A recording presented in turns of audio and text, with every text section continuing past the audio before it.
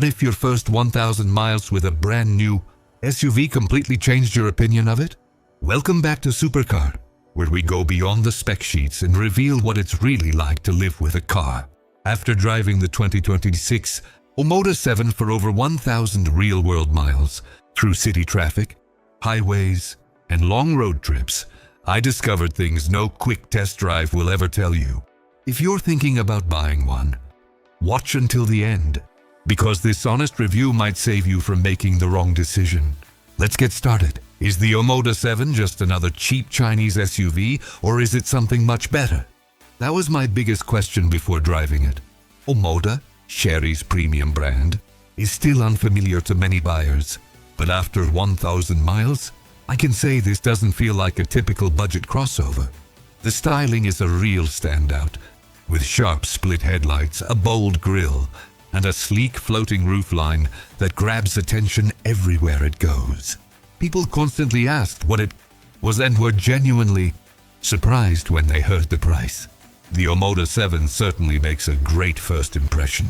The real question is whether it delivers once you're behind the wheel. A 1.6-liter engine in a family SUV sounds underpowered, but that's not the whole story.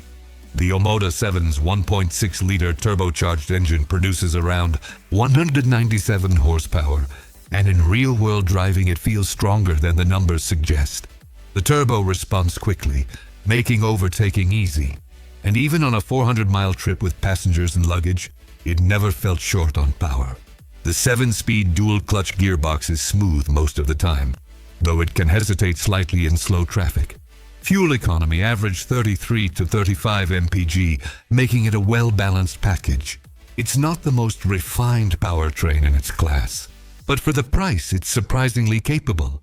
Here's the part where most budget SUVs fall apart, and where the Omoda 7 might just shock you.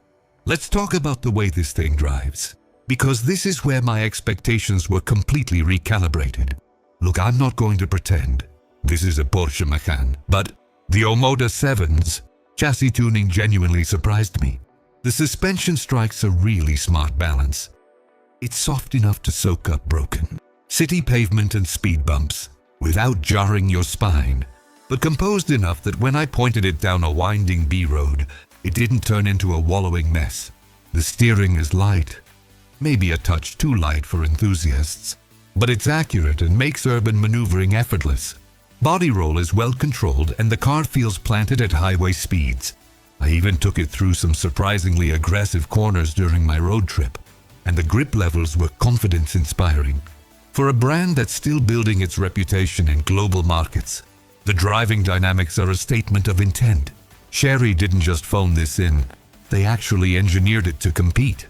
Step inside, and you'll quickly realize this isn't the interior of a budget car. It's a tech lover's playground. Now, let's step into the cabin, because this is where the Omoda 7 starts to feel like it's from a segment above.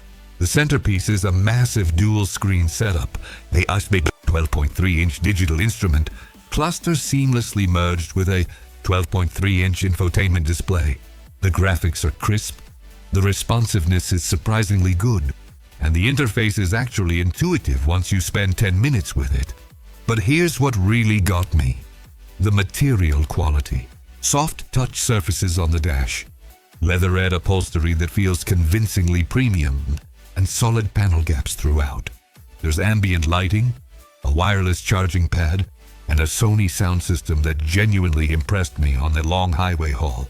Rear seat space is generous. I'm 6 feet tall, and I sat behind my own driving position with knee room to spare. The trunk swallowed 2 large suitcases and a duffel bag without breaking a sweat. Is it Audi-level refinement? Not quite. But is it punching 2 or 3 price brackets above where it sits? Absolutely. But before you rush to the dealership, there are some flaws you need to know about. Because no car is perfect. Alright, let's get real for a minute.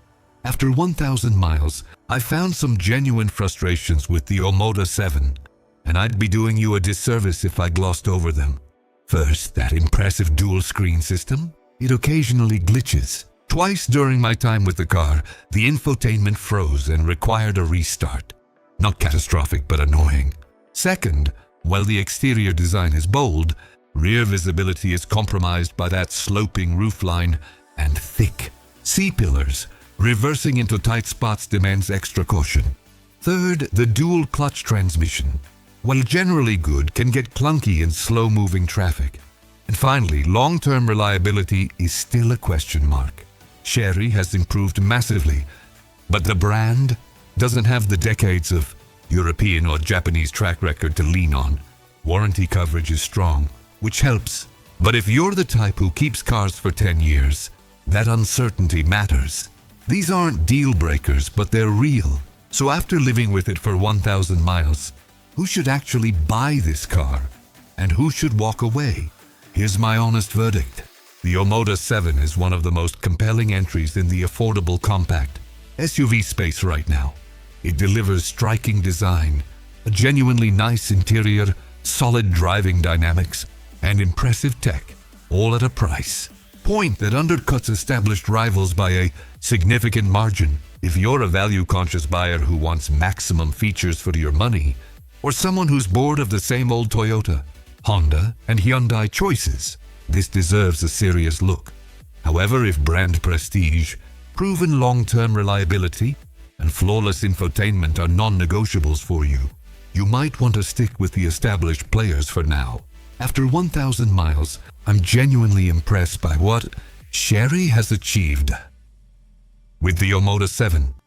It's not perfect, but it's proof that the gap between mainstream and budget brands is shrinking faster than anyone expected. So there you have it, the honest truth about the Omoda 7 after 1,000 real-world miles. What do you think? Is this Chinese upstart tempting you away from the usual suspects? Or are you still skeptical?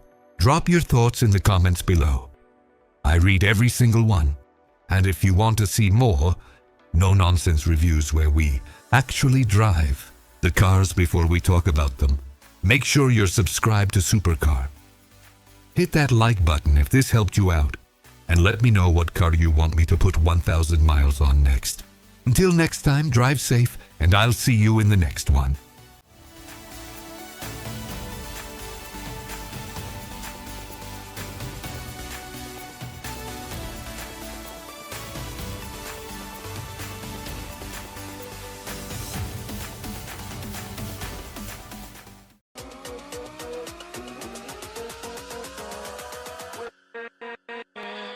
With